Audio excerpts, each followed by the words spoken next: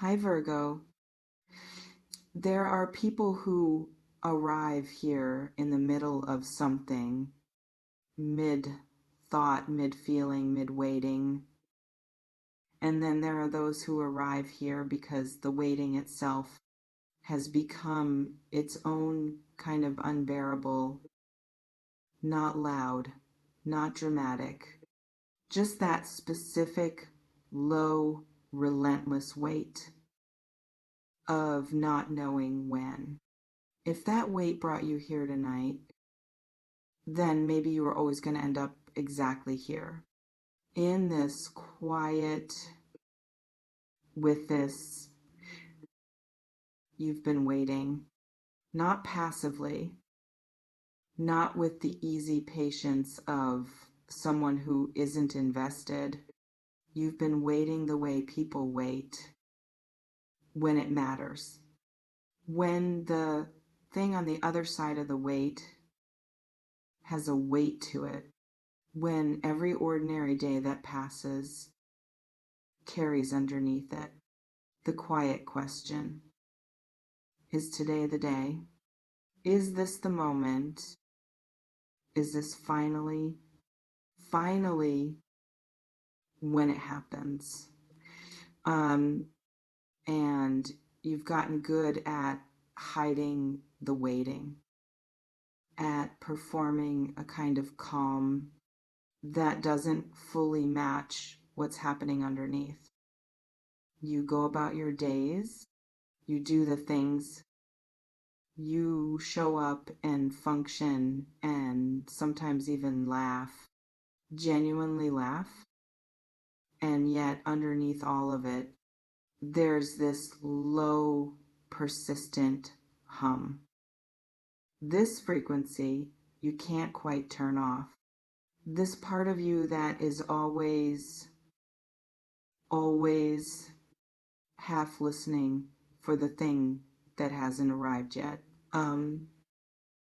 And the hardest part is less than #0. 5# is greater than the part nobody talks about when they talk about waiting. Isn't the not having. It's the not knowing when. Because the not having you can manage. The not having has a present tense. It's now, it's today, it's this. But the not knowing when that lives in every future moment simultaneously, it colonizes tomorrow and next week and next month.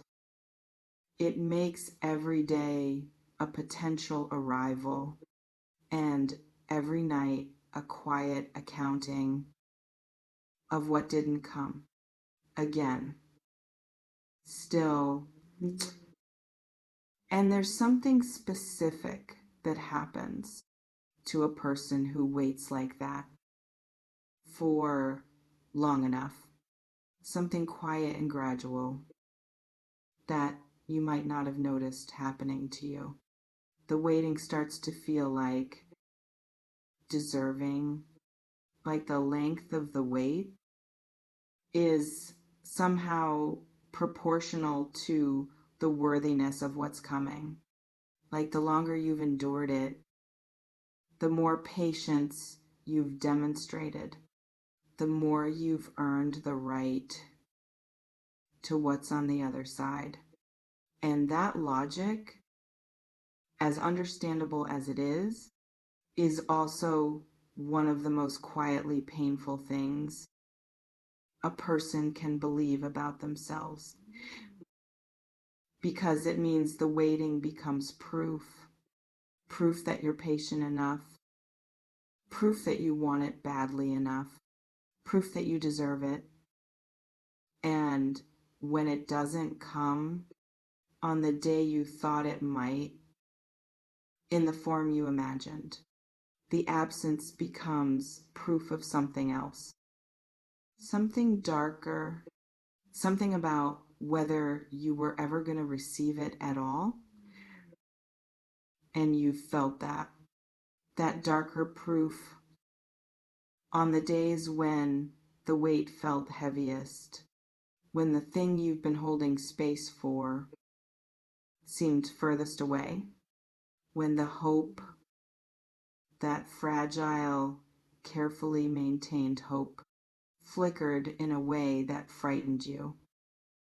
Not because you gave up, but because for a moment, just a moment, you wondered whether the hope itself was the thing keeping you stuck, whether the waiting was less about what's coming and more about something you haven't examined yet, something closer, something internal.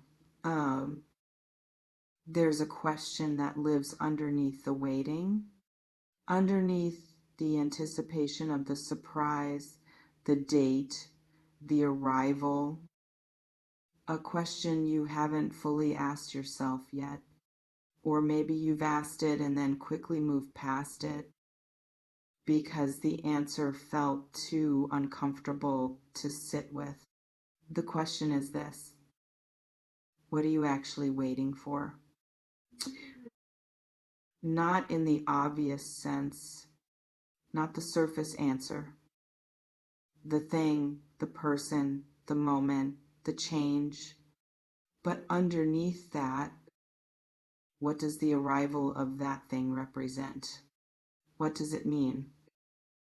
Not practically, not logistically, but emotionally, psychologically, in the deepest part of how you understand yourself.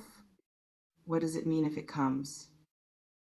And more importantly, what does it mean if it doesn't? Because somewhere in the architecture of this waiting, there's a belief, a quiet foundational belief that this thing, whatever it is, will change something essential.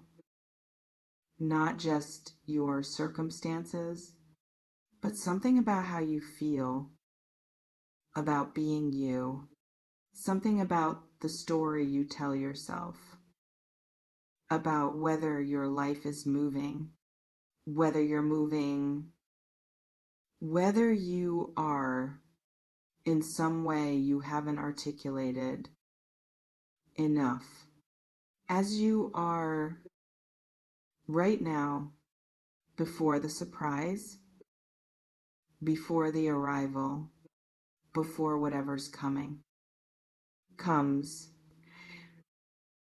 And that's the tender place. That's where the real weight lives.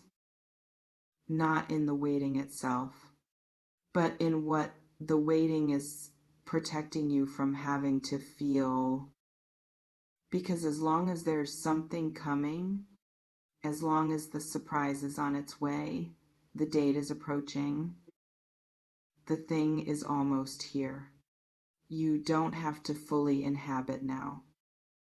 You can live slightly in the future, slightly ahead of the present moment, in the version of your life where the thing has arrived and everything that comes with it. And the present moment, this one, the actual one, stays at a slight distance.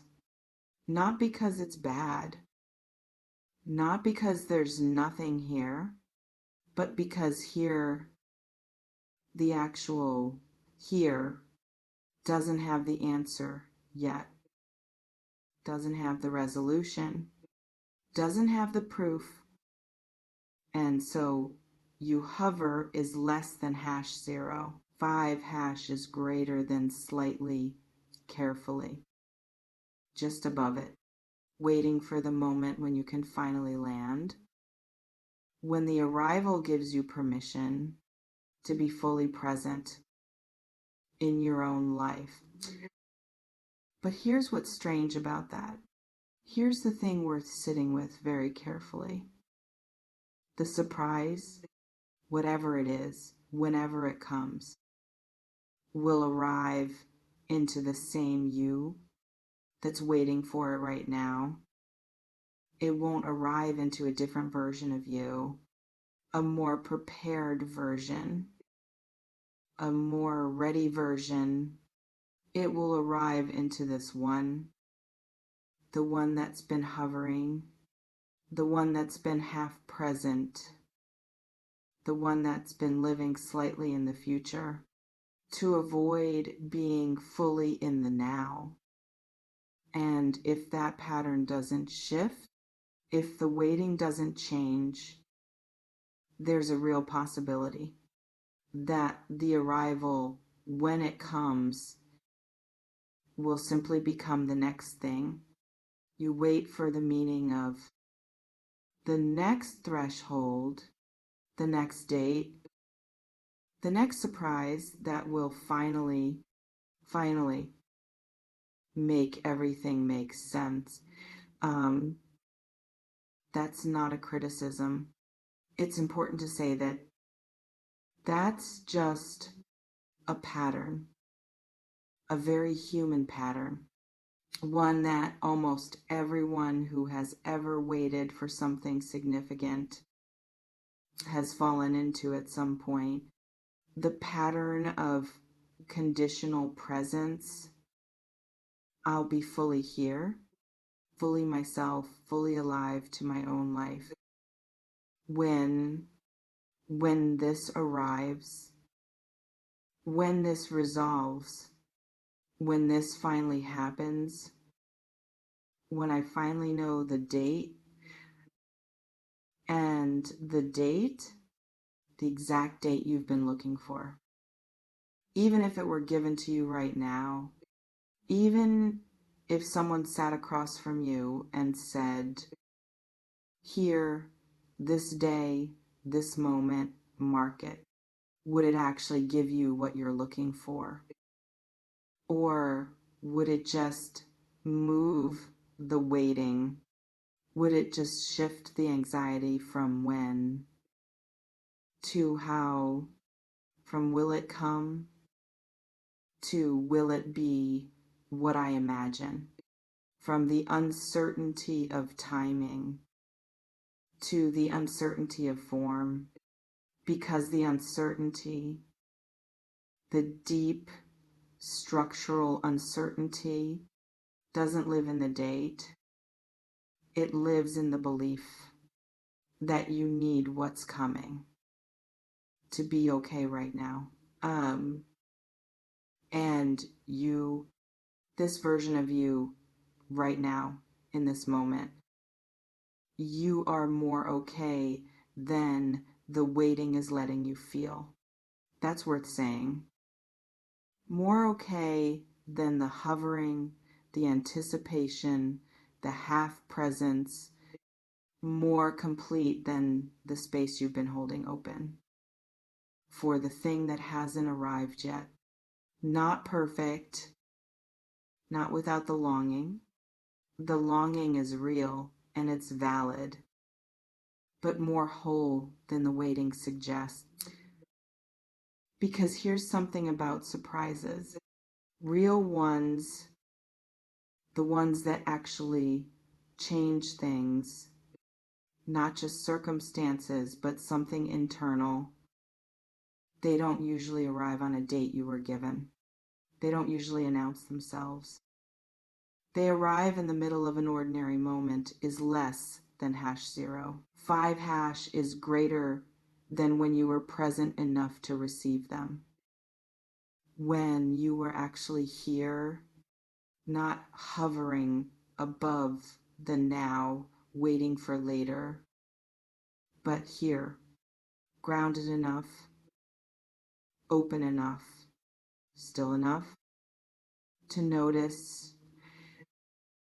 And the ones that got missed, the quiet arrivals you might have overlooked, they probably happened when you were too deep in the waiting to feel them land, too focused on the expected form of the thing to recognize it when it came in a different shape, too busy looking forward to feel what was arriving right beside you right now in ways that didn't match the image you'd been holding. That's the thing about surprises. By definition, they don't look like what you expected. That's what makes them surprises. And if you're waiting for a specific shape, a specific date, a specific form, a specific announcement, you might be inadvertently filtering out everything that doesn't match the image, everything that's arriving quietly, everything that's been trying to land in the spaces between your anticipation. So here's a different kind of question. Not when is it coming, but what if something is already here? Not the thing you've been imagining. Not in the form you've been picturing, but something real, something present, something that's been waiting in its own way is less than #0. 5 hash is greater than for you to be still enough to notice it. What if the surprise, the real one, the one that matters, isn't an arrival from outside, but a recognition from inside? A moment where you look at your own life, this one, the actual one, the imperfect, unresolved one, and see something in it. You've been too busy waiting to see something worth being present for, something that was always there, quietly, patiently, underneath the waiting. That's not a consolation prize. That's not a way of saying, stop wanting what you want. Want it. Keep wanting it. The wanting is alive and real, and it belongs to you. But maybe alongside the wanting, there's room for something else. A different kind of attention. One that doesn't require a date. One that doesn't require a surprise. One that just requires you, here, now, fully landed in your own life for the first time in a while. Because the version of you that receives the surprise when it comes in whatever form it takes, that version is being shaped right now. In this moment, in the quality of attention you bring to today, in whether you're present enough to notice what's already arriving, in whether you're grounded enough to receive something real when it finally finds you. And it will find you. Not because of a date, not because the timing is right, but because this version of you, the one who has waited this long, the one who has kept the hope alive through the not knowing, you are the kind of person that real things find. Eventually, in their own time, in their own form, and maybe the only thing left, the only thing actually being asked of you right now is to be here when they do. Actually here, not hovering, not half present, not living slightly ahead of the moment, but here in this ordinary, unresolved, still waiting life. Present enough to feel it when it arrives. Open enough to recognize it even when it doesn't look like what you expected. That's the date. The only one that matters. Not a day on a calendar, not a moment someone gives you, but the moment you decide, quietly, privately, without announcement, to be fully here in your own life. Right now, that moment is already here. Um, it's been here, waiting for you the same way. You've been waiting for everything else, patiently, quietly, without a date,